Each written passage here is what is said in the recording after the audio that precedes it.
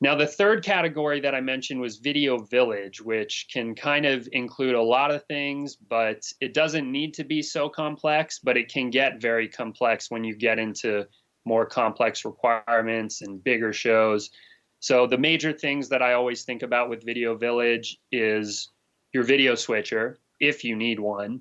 You know, if you only have one camera, then maybe you don't need a video switcher, but most of the time we're using a switcher where we can bring multiple camera sources in, as well as include graphics, video roll-ins. We can include those presentation feeds if we're using those.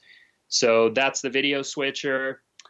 And with switchers, you really have two different kinds of things. You have what we call hardware-based switchers and software-based switchers.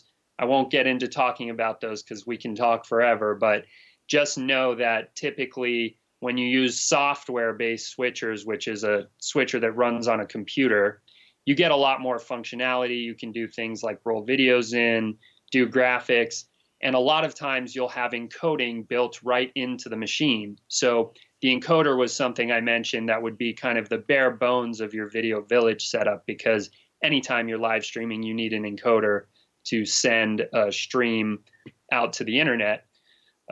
So you can have a standalone encoder, or you can have that as, you know, built into your video switcher. Also at Video Village, we'll have recording if we're recording, you know, ISO feeds of the cameras, or maybe we're recording a line cut of you know, what we're streaming out to the world just as a backup in case the stream doesn't work for some reason, which happens often. You want to make sure you're recording there so that if the stream doesn't go out, at least you have the recording of the show and you can upload it later so people can still watch it. And then there's a lot of other things that may be included, like comms, video distribution, but those are really things that when we get into more complex workflows, you'll see.